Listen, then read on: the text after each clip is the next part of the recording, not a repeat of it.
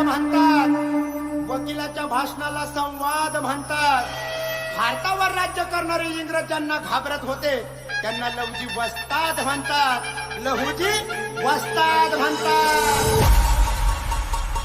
अरे यंदाच्या जयंतीला धिंगाणा नाही, फक्त कल्ला.